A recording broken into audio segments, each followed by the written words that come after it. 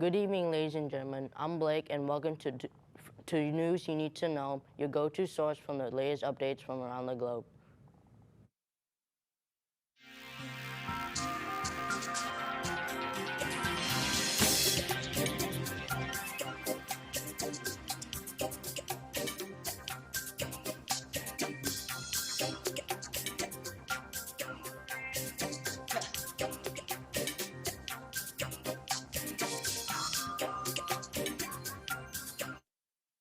Now with what's making headlines. 34-year-old Massachusetts resident Charles Santos was arraigned in court Monday, where he was ordered held for a hearing to decide if he was dangerous. Santos is prohibited from having guns due to his criminal history, but police say they found a fully operational AR-style rifle, a 3D printer, 3D print firearm parts, and some illegal steroids. Tuesday, October 7th, marks the one-month anniversary of Hamas' deadly attack on Israel. People gather and light candles at Dizengoff Square in Tel Aviv Monday as they remember those who were killed. The current death toll between the two sits at over 14,000 Israeli people and over 10,000 Palestinian people. And finally, the London Zoo is offering sleepovers from December 18th to December 30th. Guests will stay at Winter Wonderland Lodge in the heart of the zoo. As the war in Mideast rages onward, the number of casualties is escalating along with the cries for a ceasefire. The Israeli attacks on Gaza have claimed more than 9,700 lives over the past few weeks, according to the Palestinian Ministry of Health. We turned on the torch, and my siblings were alive, but I did not find my father. I finally found him next to me. I moved him. I moved his hands. I moved his face. He did not respond. The war between Israel and Hamas started last month after a Hamas attack killed around 1,400 Israelis. Hamas needs to be eliminated. Hamas, working with Iran, has been plotting and planning for months, if not over a year, to invade Israel, and Israel has a right to defend themselves. On Sunday, the Israeli military said its soldiers have made it to locations along the Gaza coast, in line with the expansion of its ground operations. We're working very hard to make sure that the conflict in Gaza does not escalate, does not spread to other places. During a whirlwind diplomacy trip in the Mideast, Secretary of State Antony Blinken made an unannounced visit to Iraq Sunday, where he refused to support a ceasefire, instead opting for a, quote, humanitarian pause, even though calls for a truce are increasing. Some who are against a ceasefire argue that it will help Hamas.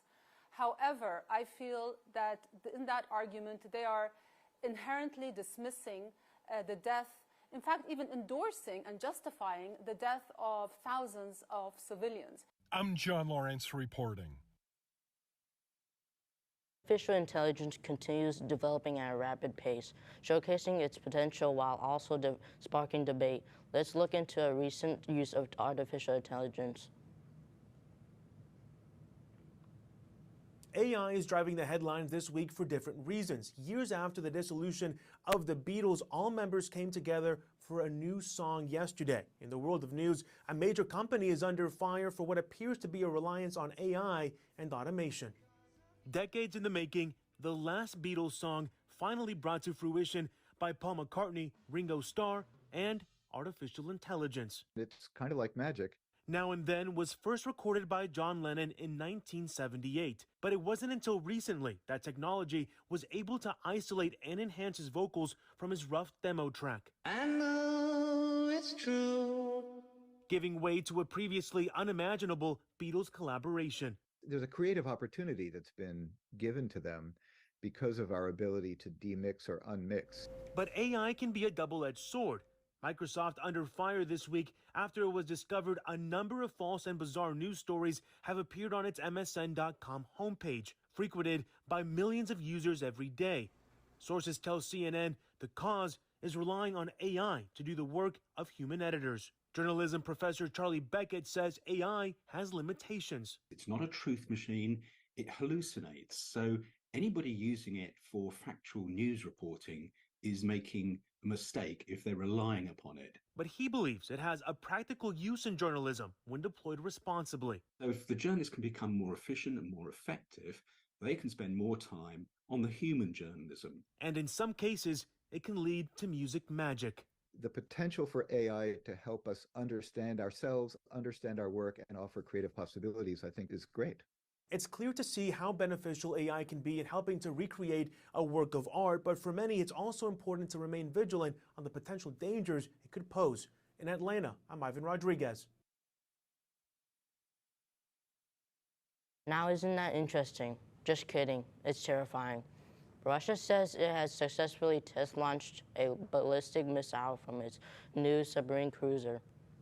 Russia's Emperor Alexander III, a new strategic missile submarine cruiser, successfully launched a Bulava sea-based ballistic missile Saturday, according to Russia's defense ministry.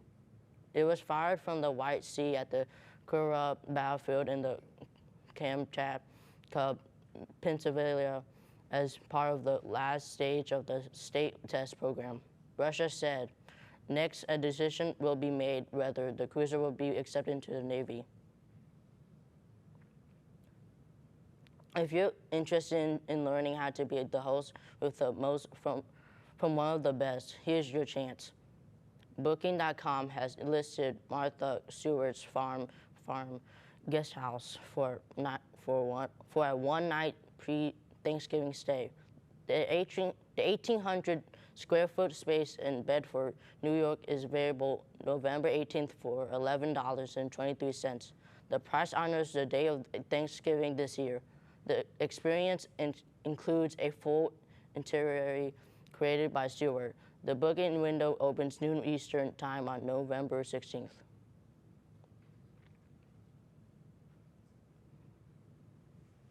It turns out your cat may not be as aloof as you think they are. In fact, a new study suggests that they are quite impressive, especially with other felines. The researchers filmed 53 cats at a cat cafe in California between August 20th to 21st and June 20th to 22nd.